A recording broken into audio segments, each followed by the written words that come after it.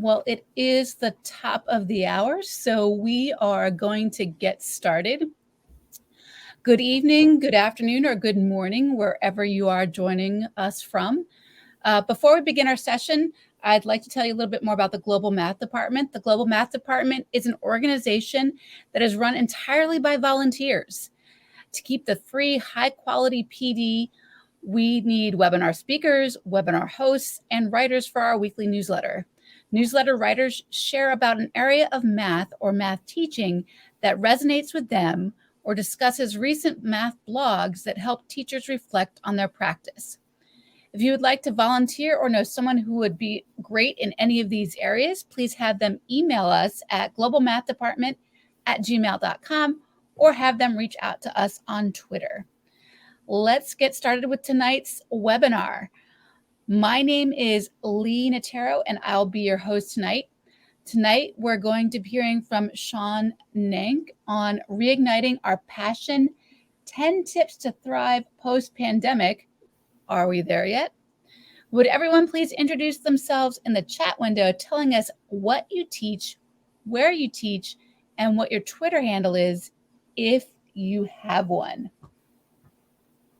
And I can see we already have some people introducing themselves in the chat. I see some familiar names and locations: Romania, Missouri, Chicago, the Big Island in Hawaii, Philippines, Wisconsin, Iowa, and I am from Bethlehem, Pennsylvania.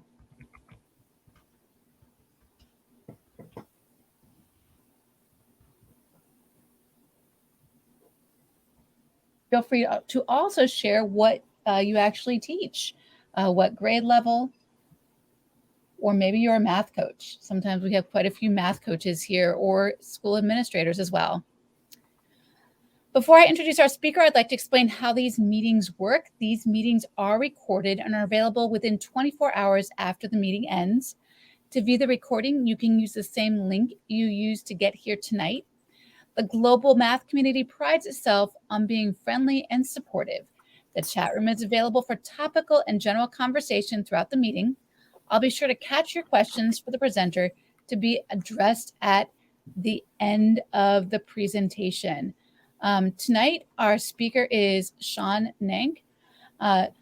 Sean received the Presidential Award for Excellence in Math and Science Teaching, and he is a distinguished teacher in residence and adjunct professor at California State University, San Marcos, a full professor at American College of Education, and he works for Oceanside Unified School District. He's published multiple books, articles, and K-12 math curricula, and he has worked in various positions within the United States Department of Education, White House Office of Science and Technology Policy, National Science Foundation, California Department of Education, California Commission on Teacher Credentialing, the San Diego County Office of Education, and Smarter Balanced Assessment Consortium. Wow, that is a lot of extra work there, Sean, but I'm sure you have wonderful experiences and ideas that you're going to share with us tonight. Yeah, I hope so. Thanks. I'm kind of blushing because of the introduction. Now I know why people ask if I sleep. So thanks for the intro. And as she said, my name's Sean Nank, and we're going to be talking about reigniting our passion. There's going to be a little bit of math in our talk right now, but mostly it's going to be things that get us ready to be able to teach and learn with mathematics. And I'm going to spoiler alert it right away and say, I hope you disagree with at least some of the things that I say tonight, because I'm reminded of a quote that I first heard on the series Dexter. It goes something to the effect of, embrace those who seek the truth, but beware those who say they've already found it. Any answer I share with you tonight is my answer. So I encourage you to think through these so that we can recenter ourselves in a, well, I say, are we there yet? Because it feels like we are, but then they're not. People are calling it a pandemic and then an endemic. And then I see masks on and masks off. And I don't know about you all, but the first year was easier because I knew what was going to happen. But the second year, going back and forth in the ambiguity, it can be a little stressful. I'll start with one other comment and then I'll go through the top 10 talk, which is just to prime the pump. Overarchingly, if you take nothing else away from this evening, take this one thing away. I've been seeing a lot of different things posted online. I've heard a lot of conversations where teachers and educators of any genre need to start taking care of themselves and each other. That whole go home, unwind, leave your work at school, draw a bubble bath, have some wine, and just relax and take care of yourself. I'm going to set the precedence right now and say there's not enough of the W's in this world to take care of what's going on. There's not enough water, wine, whiskey, whatever, in order to draw enough baths and have enough drinks in order to unwind. So I think there's something fundamentally that we need to start doing in order to take care of each other so that when we are finally out of this pandemic, we don't go back to what we've normally done before. And what I'm proposing this evening is that we take a look at things that we've thought about before, but that we can think about in a different way, because I'm hoping that we will be able to take time to realign ourselves to what our real and true purpose is as educators, so we can move through our classroom and life with our purpose in mind. So just very briefly, why talk about this? You already kind of heard who I am. Oh, by the way, pretty soon you'll see me with a lot shorter hair, because that's what I normally look like. I'm only growing all this out to donate it, and I can't wait until I do. I'm going to save a lot. Here's a math problem. How much money will I save when I finally cut this hair off and shampoo, conditioner, stuff like that? What I'm about is people don't buy what you do, they buy why you do it.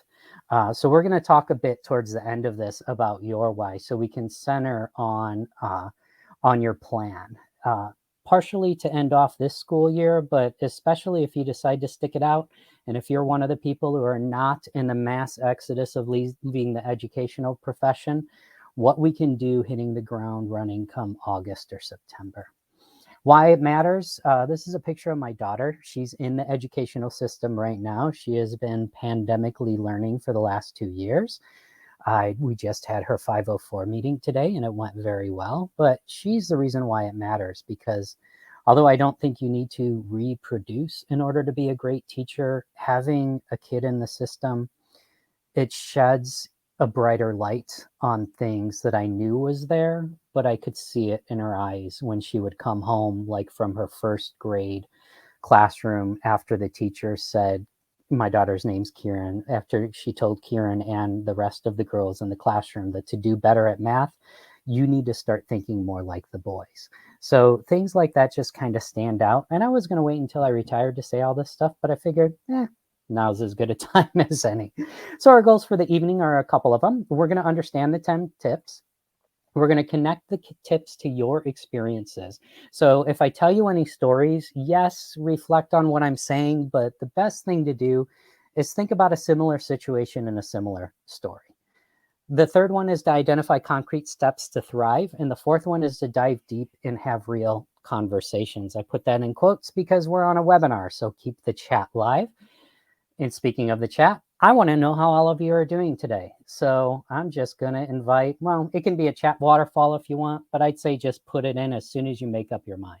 Today you're feeling happy, carefree, relaxed, excited, focused, stressed, angry, bees. How are you feeling today? I'll give you a second to think about that, and we don't have to chat waterfall it. Just put it in when you're ready. Stressed. Wait, is the stress because of the platform and I wasn't able to get on? I apologize for that. Happy. Vertical. That's good. I see more than a couple of stressed, exhausted. Yes. Meh. If you're stressed, exhausted, or unfocused, or and a little bit of everything, then you've come to the right place. Better. That's cool. Only work in the classroom 2 days a week. Yeah. It seems like Wednesday feels like Friday in not a good way now. Overwhelmed. That's a huge thing. So in terms of what you're feeling now, and keep on bringing them in, I love the glass of wine. What I want to do also is talk about the pandemic explicitly, so that we can then implicitly talk about what we need to consider in order to survive and thrive. So my pitch in terms of this COVID pandemic is that we're talking a lot about rehumanizing mathematics classrooms right now, but this is never going to happen until we just allow ourselves time to be human. We've all gone through a lot, and I don't care about your political affiliation or what you view in terms of COVID, its existence, how bad it is or not. But I'll share with you, a little over a year ago, my mother caught COVID, and for a full week straight, she was in the hospital. And every evening, I couldn't go in to see her, but every evening I would talk to her on the phone, and we would literally say our goodbyes because we didn't know if she was going to make it through the morning. So all that to say, this has affected everybody in different ways. I have no idea why. I think I'm lucky I haven't caught it yet. Nobody in my household has. But just be aware that people are still going through this. And my pitch is that the pandemic didn't really cause the problems that we're in right now. It more shed light on problems that were already there and exacerbated them. As an example, there's always been, whatever you want to call it, learning loss. But now it's a bigger deal, in my opinion, because, well, people who look like me are experiencing it. Straight white males are facing the same thing that underrepresented populations have already experienced in our educational system in perpetuity. So as we go through these 10 tips, I hope you think, yeah, this was around pre-pandemic. So what personal stories are we going to use in order to ground our answers to responses to sentiments? As an example, in math education, as I said, there's a huge push to rehumanize the math classrooms. But honestly, given what I've experienced over the pandemic, I believe now more than ever that we don't need to necessarily rehumanize mathematics. We just need to stop dehumanizing it. And we do this by realizing that mathematics isn't a grand nature's language. It's humans' language. Human beings came up with it. And as such, it's already humanized. We just need to stop stripping the humanization away from the mathematics. So a second aspect is to ask you, and you can just put it in the chat whenever you want, what one thing, if you had to choose one thing, lingers the most for you in terms of the classroom, school, your personal life? What's the single biggest negative residual right now for you from the pandemic thus far?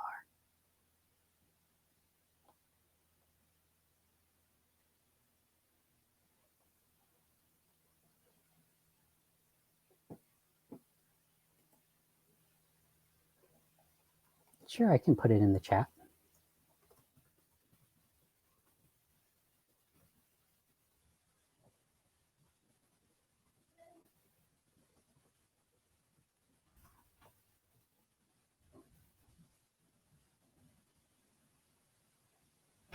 Exhaustion, the gaps in understanding. It looks like so far here, there's that emotional well-being, both of the staff and the students. Reduction of self-esteem with math. More people are seeing themselves less as math people. Yeah, giving up normal patterns like exercising, burnout, mental stress. I'm with you all. And I'm hoping that these will help focus you and help you determine what really matters most, because we're not going to be able to fix everything that's happened. So we need to ground ourselves in the things that really, truly matter most. I've seen that a lot. Less motivated students on every level and detachment. I was thinking about a metaphor a few months ago where early on in my career, I'm a kite flying in the wind, but the wind's controlled on a tight string. I feel connected. And then this huge gust of wind called the pandemic came along. And now I just kind of feel like I'm floating in this huge gust with like, nobody's even holding on to that string. And it's not tethered to really the things that I entered the education in the first place for. So in terms of that, I'm going to invite us to go through 10 different things to really think about how this might have changed for us and how this can recenter us and get us motivated again in a hopefully soon post-pandemic environment, so that we can not necessarily let go of the things that we learned, but use what we've learned in order to do things differently. So number 10 comes from something somebody told me when I started teaching 26 years ago. I was dating somebody in my first couple of months of teaching, and we were out to dinner, and she looked at me because I was very excited about teaching. But she just looked at my excitement and said, "Well, why are you so excited? You're just a teacher. You're nothing special." And that's always kind of stuck with me because I thought, well, I don't know. I might not be anything special, but what I do with my students permeates their existence and others around them for generations to come. So I realized that there's things that we do even now that we are not going to remember. We may not see and feel as much because we're stressed out, but our students see and feel it. And I think we still have as profoundly an effect on our students as we've had before, like effects that can change the trajectories of certain students' lives. In terms of that, I'm going to share a story of a skipping student. It was a student that I had a few years ago. He would come in every other week and dye his hair different colors. On this particular week, the color was purple, and he was, a leather-wearing known affiliate, a gang member, and everything else. Supposed to be a really tough student, and he was getting Fs in all of the classes except in my Algebra 1 class. He was getting an A as a senior, so he was finally passing it, and I had a blast with him. And I just remembered when he left the classroom one day, it was a particularly fun day and we laughed a lot. And I just said, "Hey, I just wanted to let you know, I really looked forward to seeing you and I really had a lot of fun with you in class." And this hardened gangster literally skipped out of the room because what I said just made him happy because he felt like he belonged there. So my pitch to you, if you're feeling disconnected with the students, is choose a student each and every day and act like you're dying to see them, like one or two students. Have it pre-planned if you want, but don't make it artificial. Don't do it in a creepy way. Do it in a way like, "Hey, how was your day yesterday?" Or "How was your weekend?" Or just ask them anything that's not related to the mathematics.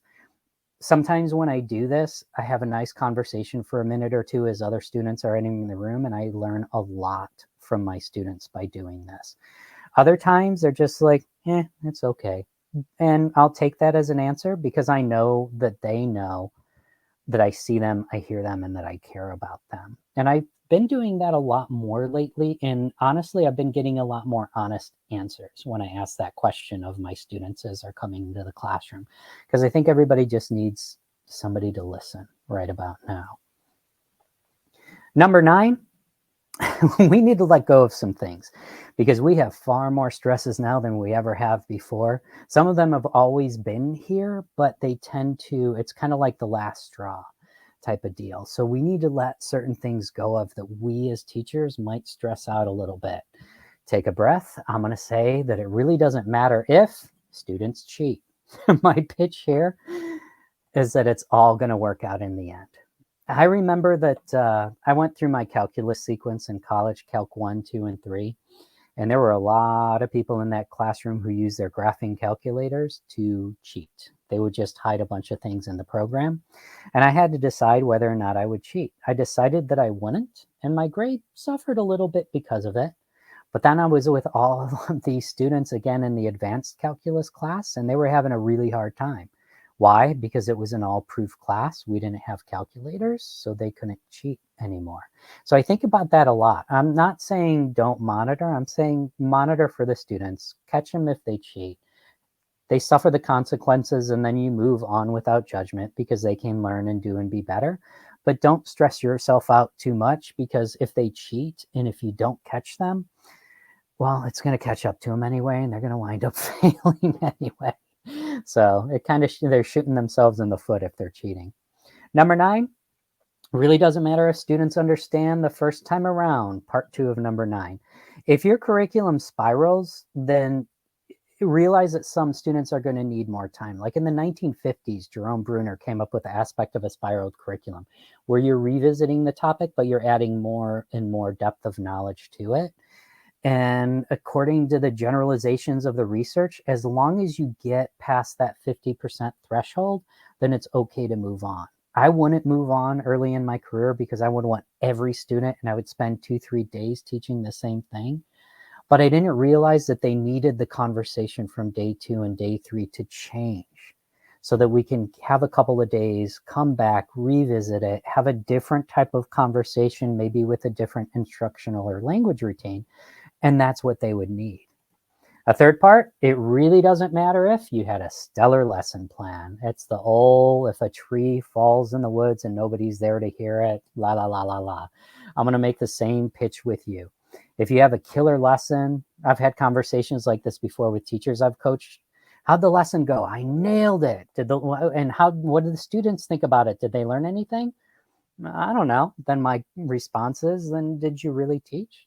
So have that killer lesson plan, but don't worry about pausing in the moment, after the moment, to really reflect on how engaged the students were. Because now more than ever, they need that engagement component and they need that motivation. Hopefully it's coming internally, but we need to give them a little more external motivation nowadays.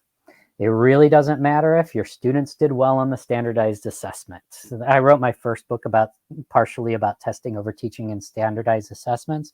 And I'll share with you now that California State University systems, no more SAT. And I have to verify this, but I just found out from another colleague today that the University of California system, no more SATs. I hope that's true. Because my pitch here is one test doesn't determine somebody's worth, especially if it's a high stakes standardized assessment. My pitch here, and you're going to get my information towards the end as well, reach out if you're interested in it, is using standards-based grading with a grading for learning protocol. And there's ways that you can do that where you afford students multiple attempts at mastery. And I've done this in my classroom for about a decade now.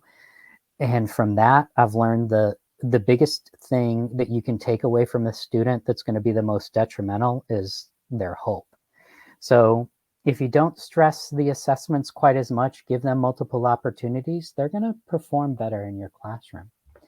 And another one here is it really doesn't matter if you make a mistake in the classroom. If we really truly believe in growth mindset, it should be growth mindset for everybody. I'm the worst at this. As soon as I make a mistake, I want to erase it right away. But what's good for the students is good for us. So if we throw a wrench in this, the growth mindset, we're pushing it a lot for the students. We need to push that a lot for ourselves too. We need to forgive ourselves. Like not only the mathematical mistakes, but if a lesson doesn't go well, that's okay. You reflect on it and you do better the next day.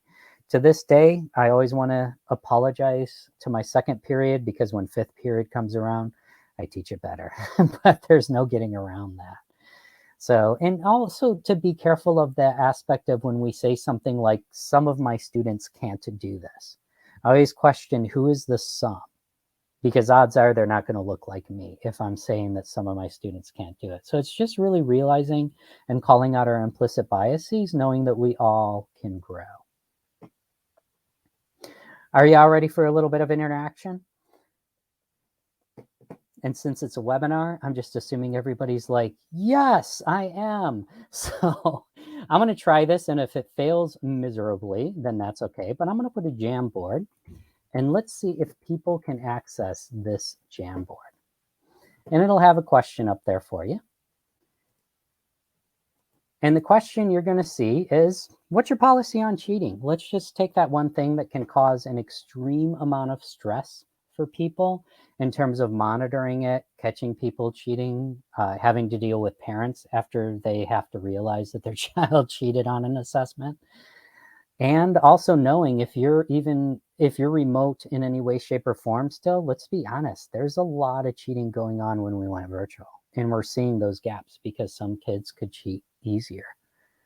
Are y'all able to access the Jamboard and put a post-it? I see some people up here, so I'm going to share that so that we can see here what people are saying.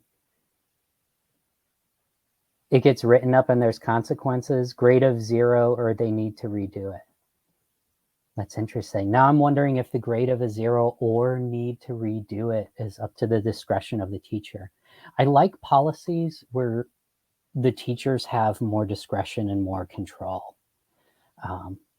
Yeah, the students receive a 0. The one thing that I try to do when students receive the 0 is let them understand and know that it's only one assessment out of many.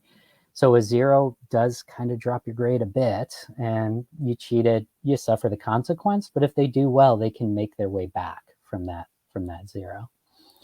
I remember about 4 years ago, the hardest time I had with a student cheating was when he was a part of what they referred to as a legacy family. In other words, they went there, their parent went there, their grandparents went there, their great grandparents went to this institution.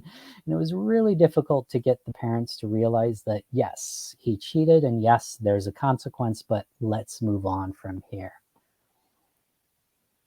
Oh, yes, that's a good point in terms of this post. How do you define cheating? Because different organizations will define it different ways. Um, thanks for doing the Jamboard, and please feel free, because you have access, to keep adding to the Jamboard. And I'll give you that link in that doc and keep it live so we can keep the conversation going. What I'm hearing overarchingly is that there's usually conferences involved. You're going to follow up with somebody else, be it an administrator or a parent. And the most that I'm seeing here is that you'll give an option for a redo or a 0. I kind of like the option of a redo, because then if you were cheating and you know it, I mean, how much of grades grade compliance and how much of grades grade what they actually really know mathematically? So, but then it also depends too, because if they cheat more than once, then that's a repeat offense, and I tend to get a little more strict there. But again, I just suffer the consequences and you move on from there. So, is everybody ready for number 8? I'm just going to treat it like it's a Zoom and I can see everybody's heads and nod. So for number 8, teaching is personal. It's very personal to me. It's a calling for me, but I have to remember to never take it personally. And in that effort, what I think about is when an issue happens in my classroom, 99 times out of 100, it's not about me. And it's usually not about something that's happened in my classroom. So whenever anything happens in the classroom, and I have my deal breakers, there's a few different things that if somebody does it in my classroom, like if they verbally or otherwise embody any of the isms, racism, sexism, any of the isms in my classroom, I'm taking care of that right then and there. Usually it's a conversation in the hall, but when they go out into the hallway, the first thing I say to them isn't, don't you disrespect me or anybody else. This is my classroom. What's wrong with you? My first 3 words are, what's going on? And from that, usually I'll get exactly what's going on.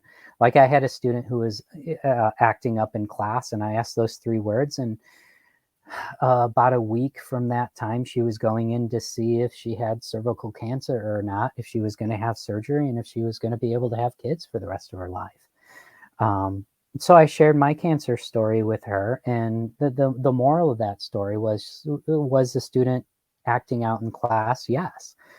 Was she disengaged? Absolutely. But given what she was going through, she kind of had every right to not care about the mathematics at that time. Her health was much more important. So especially now as we reach the ambiguous end of a pandemic, transitioning to this endemic and uncharted territory for us all, if somebody acts out, ask them what's going on. And more often than not, it's not going to be something about you. So my pitch here also is align your curricula and your pedagogical strategies to your personality and just be you. Keep teaching personal, but never take it personally. As a number 7, I'm going to say right off the bat that it's okay to love your students. A lot of people feel like this is okay, but I'm talking about like to genuinely care about your students. And with that, I'm going to share a story of a hug. When I interact with people, I try to keep in mind that we're all doing the best we can with what we have and what we know. So if somebody comes in, I want to be empathetic. I want to be there for them. I want to listen. A student came in at the end of 5th period. It was after lunch, and she had been noticeably crying for a while. I asked her what was going on. She said nothing. The bell rang. She started to leave. I tried to catch her again. She left, saying she didn't need to talk, went to her next classroom. So it didn't sit well with me. So I called security. They were kind enough to come over, watch my class while they looked up what classroom the student went to.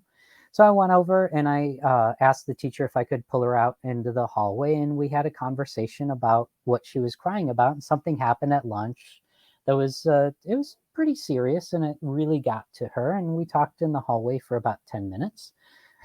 And the thing I remember the most about that, though, is there was a human being right there in front of me, breaking down, uncontrollably crying.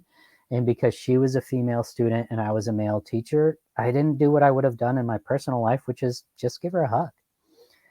Strange thing is, a few years later, I bumped into her and we both talked about that event. And she told me that it was profound for her because I took the time to go and seek her out and talk to her. And I told her it was profound for me because I always felt bad because I didn't give you a hug. So from that point forward, my personal response to this is, if somebody's breaking down in front of me, I'm not going to go up and hug them, but I'll ask them if they want one.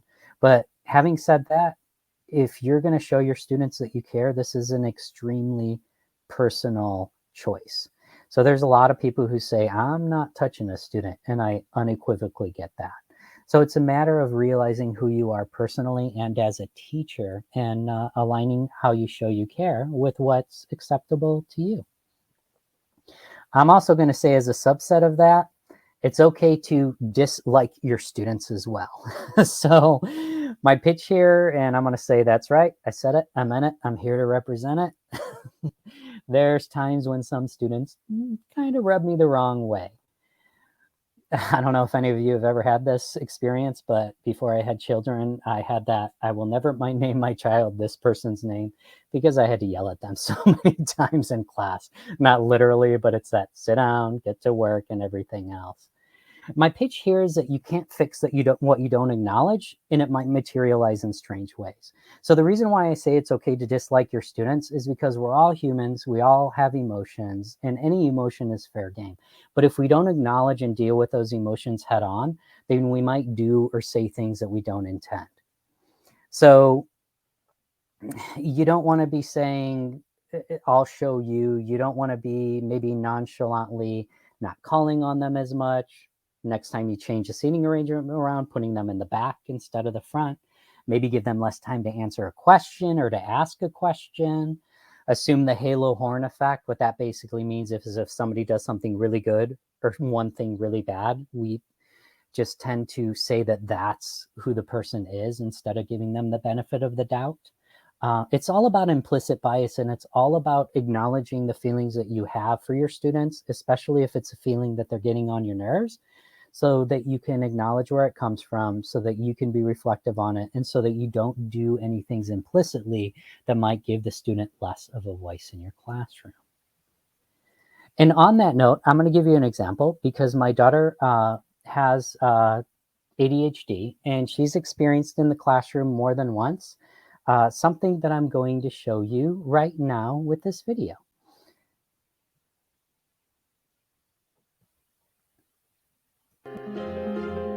What's wrong with you?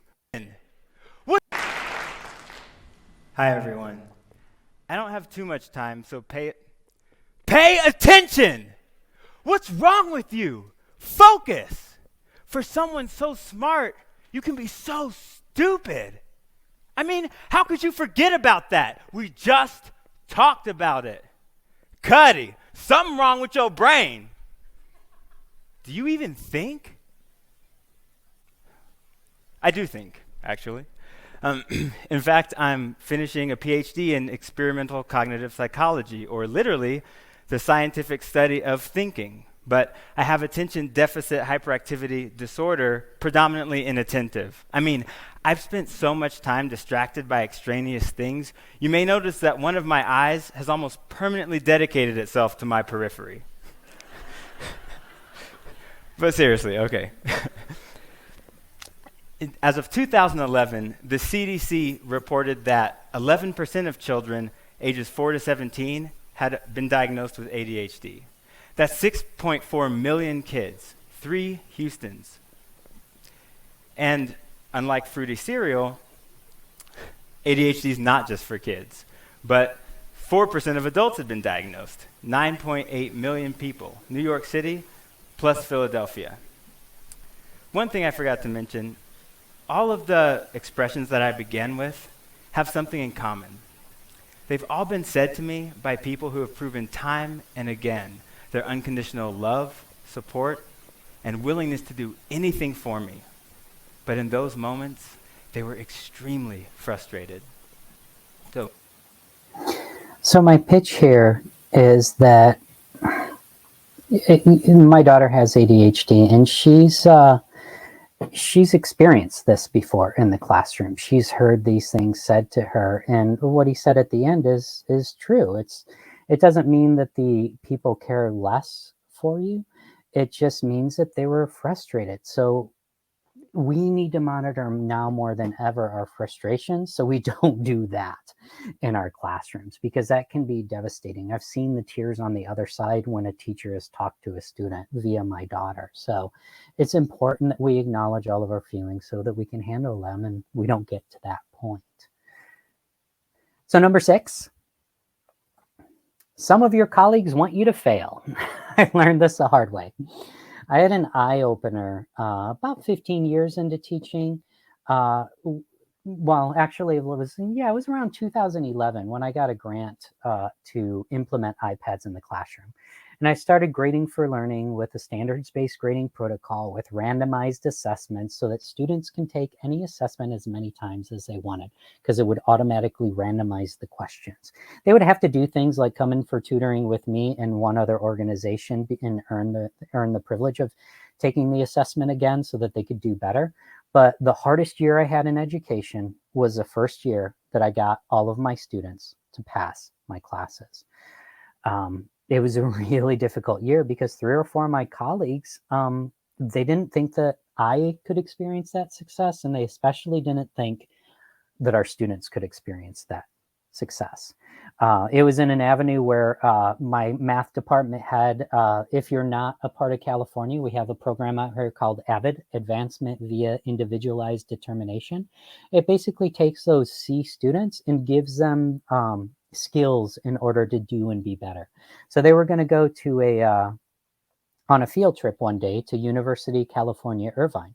We were having a department meeting, and in that department meeting, the department chair said, I don't know why these students are going to take a trip to a university to experience that, because the next time they're going to experience it is if they get a job as a janitor. A lot of people laughed. Some people were appalled, but that was when I really knew, in no uncertain terms, that some people explicitly don't think much about us, and they might want your students to fail as well, or they might expect them to.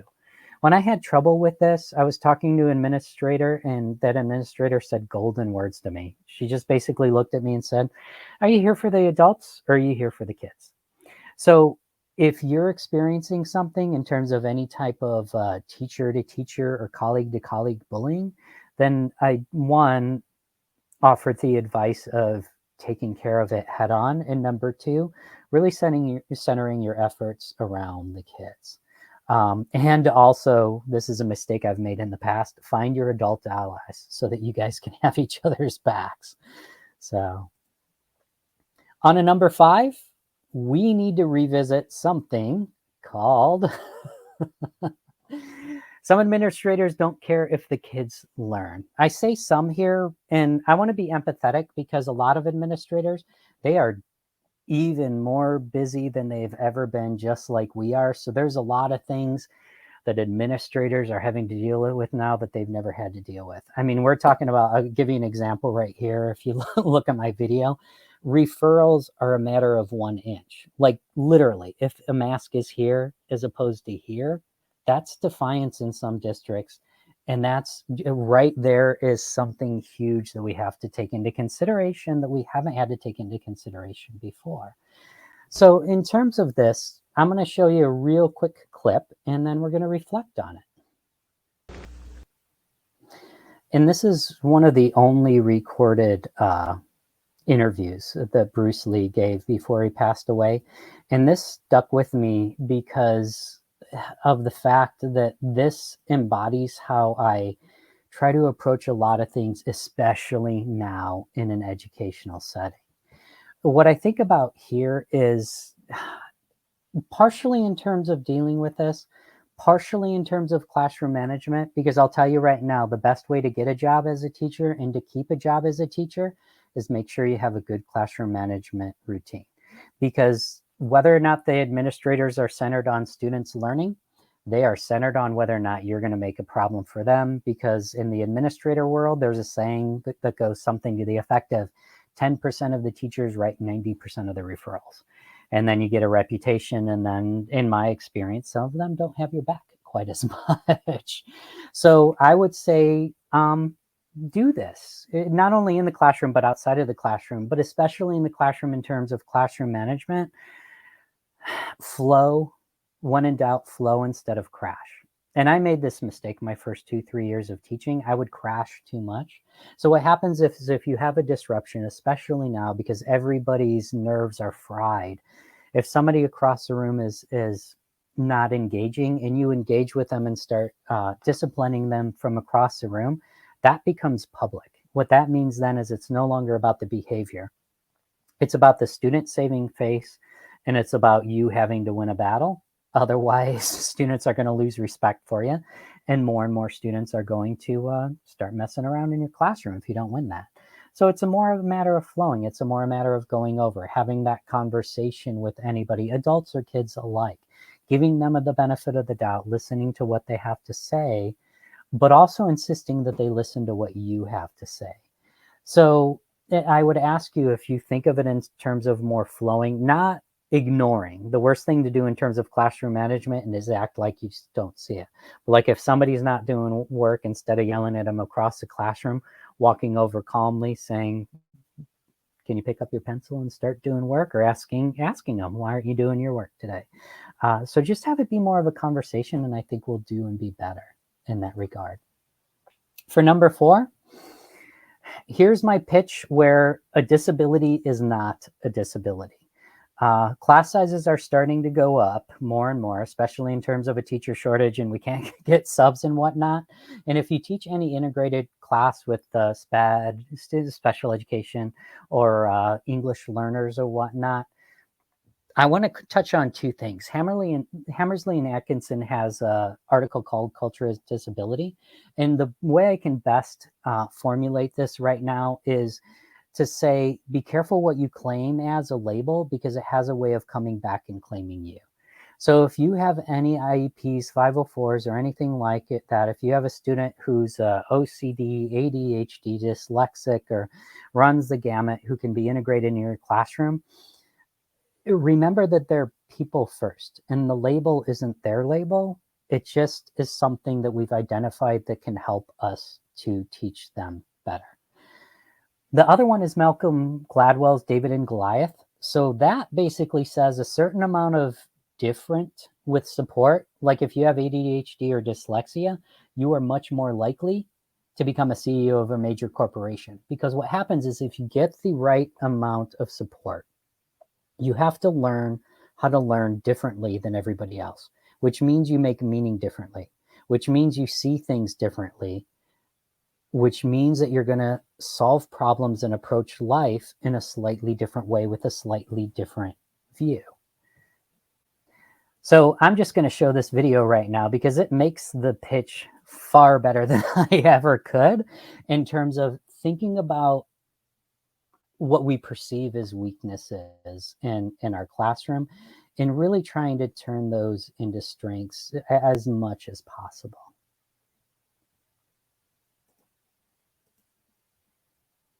I have a lot of memories from when I was a child. One that's always stuck out to me, though, was when I was about 10 years old, and I was in school, and I struggled. And I didn't struggle with English, math, or science. I struggled holding still. And I would try to listen and focus and process ideas, but I couldn't help myself. And to be honest, I would sit there and then I would just start tapping. And the students in the class would look at me and they'd say, "Hey, stop tapping." A lot of the time, I didn't even realize I was doing it. And then eventually even the teachers got after me and they would yell at me and they'd say, "Clint, you have to stop tapping." It got so bad that I got sent to the principal's office for tapping. And he said to me, "Okay, maybe when you go back to class, just try sitting on your hands." So I did. I went back to class, and when I felt myself starting to tap, I did this. I sat on my hands, and that worked for about 5 seconds. One time I was tapping in class, and my teacher, Mr. Jensen, he looked at me and he yelled. And he said, "Clint, stay after class." And I thought to myself, this is it. I am done. Now, I've always been the type of person that believes that a single moment in time can change a person's life. And this was one of those moments for me. And I will never forget it. And so I was sitting there with Mr. Jensen and an empty classroom. And he walked past me and he sat next to his desk and he said, "Clint, come here. I want to talk to you." And as he looked me right in the eye, he said, "Now, I need you to know something. You're not in trouble. But I do have just one question that I have to ask you." And he asked, he said, "Have you ever thought about playing the drums?" And in that moment, Mr. Jensen, he leaned back and he opened the top drawer of his desk. And he reached in and he pulled out my very first pair of drumsticks. And he held them in his hands and he looked at me and he said, "Hey, Clint, you're not a problem. I think you're a drummer."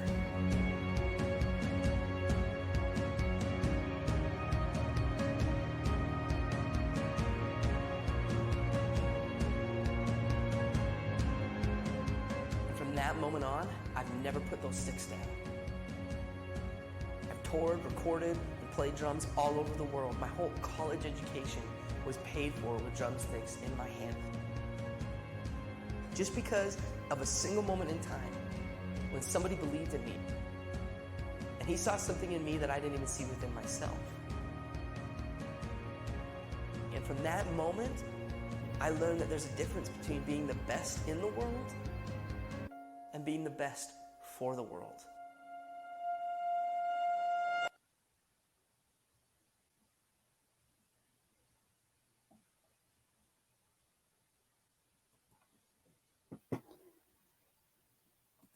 Every time I play this video, my mission is not to tear up, and it never works.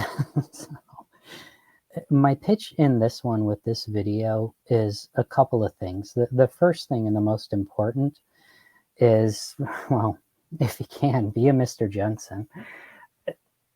What if your students' perceived biggest weakness is actually their greatest strength? And I'll turn that around and say, especially now, what if your perceived weakness is actually your greatest strength? And we just haven't thought about it that way. Another thing I think about is in terms of the impact we have, especially now, is we never know when we're going to have this type of impact. It could be as simple as giving somebody some drumsticks, and it changes the trajectory of their lives and they feel like they matter. Like, I'm thinking about a conversation I had just a few months ago when I went up to visit one of my dear friends, and we were talking about one of the times we were on a committee together, and she had left the room in this committee of, like, I don't know how many people were there, 40, 50, 60. And I just noticed that when she came back, there were, the energy just seemed different. And I forgot what I had said. It was something to the effect of, if you need to talk, I'm here. But long story short, this happened quite a few years ago. And when we were talking, she brought it up as always remembering it. And I felt bad because I remembered the moment, but I didn't remember it as an extremely profound moment because I was just offering somebody who I cared about to be there and talk with them. And sometimes that's all it takes is just, hey, how are you doing? And I'm here if you need me, especially with our students. There's a lot of people who are losing a lot of support structures, and we need to be there for them. So another thing that I want to keep us aligned with here is when we talk about this, when we tell our stories, I want to talk about counter narratives as well, which I don't like using this word because the definition is an alternative or contradictory narrative. As we're talking about these stories, I just want to make sure that we don't set a hierarchical structure within our stories themselves. So when we think about these things, that we invite student stories and that we don't call them counter stories. Instead, we call them perspectives.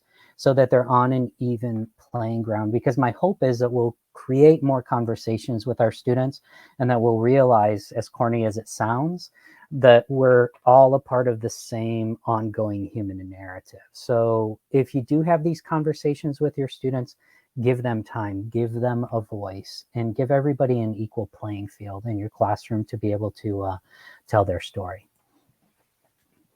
So we got about 10 minutes left, and thank you, Alicia. You're a best friend ever too. I'm going to go on to number 3. I'm going to kind of skip this Jamboard because we won't have as much time. But I do want to get to this one video here. And my pitch here is to know your why. And I'm going to ask you right now to just think for a moment about why you're in education. And come up with the answer in under 10 seconds. Because if you overthink it, you're going to shoot to the wrong, not the wrong answer, but an answer that's not quite aligned to your why. And especially think about why you're still in education, because I feel a mass exodus coming on, and rightly so. There's a lot of people who are burnt out, but I really want to recenter us in our why. So I'm going to show you this video really quickly, and then we're going to reflect on our why. And I'm going to fast forward a little bit to. A lot of times when people hear the phrase, how do I know? The next thing they say is to know what? We do a series called Episode. One episode in particular at an event. And in the middle of my show, I'll just sit down and start talking to the audience. And funny just happens. Or I'll meet somebody who's really interesting. So I met this one guy, and he said that he teaches music at a school. I was like, all right, you teach music, you know, can you sing? And then I'm just going to show you the clip. Check it. So you're a musical director. Cool. Yes, sir. All right, so let me get a couple bars of like Amazing Grace. Can you do the first part of that? Go ahead. Amazing grace, how sweet the sound that saved a wretch like me. Wow. That bro could sing. You know what I'm saying? All right. Now, what you give me the version is if your uncle just got out of jail, you got shot in the back when you was a kid. I'm just saying, let me see the hood version real quick, if you know which version I'm talking about. Just see if that exists. Let me see what you got. Amazing grace, how sweet the sound that saved a wretch like me.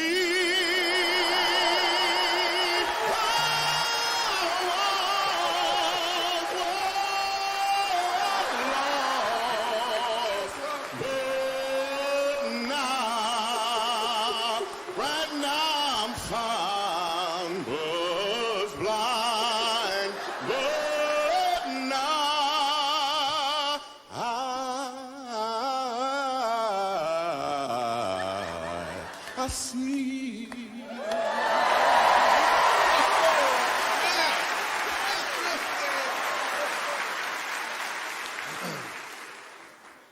So here's the thing. The first time I asked him to sing, he knew what he was doing. The second time I asked him to sing, he knew why he was doing it. When you know your why, your what has more impact because you're walking in or towards your purpose. And let me make that a little more concrete for you, because that can seem a little ambiguous. It seems motivational. But what we're really talking about here is recentering ourselves fundamentally, thinking about who we are as teachers, and educators and administrators and coaches, who we want our students to become, and also that connection of how we want mathematics to be taught in our classroom. So overarchingly, my pitch here is that we need to center ourselves on our why. And I'm ripping this off by Simon Sinek. He's more in the business end of the world, but I'm going to couch it in terms of education. He has this golden circle, and in it, he talks about the why, the how, and the what. The why is your purpose. It's your cause. It's your beliefs. In the pandemic, and always, I would say we need to let our why be evolutionary. Like for me, when I first started teaching, my why was because a certain person by the name of Larry Kamen, who's one of the best math teachers ever, when I was leaving his classroom at the end of the period, my junior year of high school, he knew something tragic happened, not to me, but to somebody in my family. And he just said, "Hey, Sean, I know you're going to make it through this. You're strong. And if you need me, I'm here." And that just centered me in a way that you could not believe.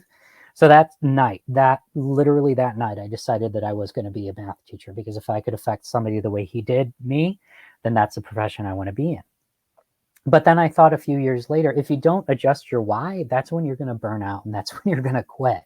A few years later, I wanted to get them to think, not think like me, but my why was I just want to get them to pause and think about the world mathematically. Now I know more than ever, my why in the last few years is to help other people find their why. The second one is your action. Once you know your why, your how is, it's your actions, it's your process, it's your curricula, your pedagogical strategies, your relationships. It's the actions of the kids and the adults alike. And the what is the results. It's your outcome. So the what is a result of the how, which is fueled by your why. And if you don't have your why, everything else falls apart. So for me, my what, it's less about assessments and grades, and it's more about getting students to stop and think, see the humanity inherent in mathematics, and above all, getting an equality of opportunity and voice and choice and whatnot. So just kind of revisiting that again with the why, the how, and the what. I would say that usually people reverse this. They know their what. I know the outcome I want. I want them to get better grades, or I want them to do this, that, or the other. Then they go to their how, and usually the how is, well, I got my textbook. That's how I'm going to teach it. Oh, well, I got it all figured out. I really don't need my why. My suggestion is to really center yourself in the why. Because even if things change minorly, if you're going through with your why as your purpose, you're going to have a lot more energy, and it's going to look and feel different in your classroom. I'm going to give you the number 2 and the number 1 in the next 2 minutes. I'm not going to show you the next video, but it is on the handout that you'll be able to give. The number 2 is to find your voice so that you can balance your voice, value student voice.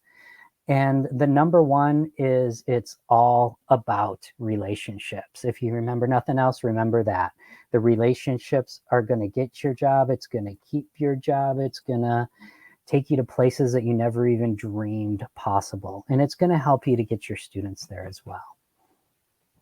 So a couple of things. Number 1, a call to action. We need to learn how to listen to student voices before using our own, because they don't need to be like or think like us. They just need to think. A second one is, if the system works for you, then the system is not a problem for you, but you need to make it a problem, because ability is dispersed equally, but opportunity is not. It's our job as teachers and educators to disperse this opportunity equally. The third one is to choose your battles wisely, and have your battles align with your why. If they're not aligned with your why, then maybe it's not a battle that you want to engage in. And then the fourth one is the realization that profound things happen when one human being lets another human being know that their voice matters. And for students, the more they feel their voice is heard, the greater their opportunity to learn. And with that, there are resources, but we are about at time. I'm going to breeze through and encourage you to look at that form that I gave you, because you will have a student interaction checklist on there, an implicit bias test, and also a personality test that will help you to do the things that I'm asking you to do. And in closing, I just say, embrace this. I didn't come this far to only come this far. There is an end to this pandemic. Things, and as I say that, I want to say things will go back to normal, but I hope things don't go back to normal. I hope we can use this to reflect on how we can be and do better. And at that, thanks for your time. And you have my contact information. Please don't hesitate to reach out to me in any way, because I would love to continue the conversation and hear your stories and hear what you think. All right. Thank you very much, Sean. Lots of good things to think about. Just in terms of relationships mattering and centering on your why. Just a lot of good things to think about. So I appreciate you presenting tonight, and I apologize for the fact that we didn't have a lot of time for questions. But if you have any questions for our presenter, feel free to type it in the chat right now while we're winding down. So thank you again, Sean, for sharing with us. I want to thank everyone also that's in attendance tonight, or this morning or this afternoon, wherever you are around the world. Our next presentation is in 2 weeks. So that would be April 19th. And we're going to be having Mike Flynn share with us powerful moments in math class, why certain experiences stand out for students and how to create more of them. So yeah, this was wonderful. Definitely something that I think was very useful for a lot of us here. So thank you very much, Sean. No, and thanks for hosting. I really appreciate all the work you're doing on the end that nobody can see. It helps a lot. Yep. All right. Good night, everyone. Have a wonderful evening. Bye.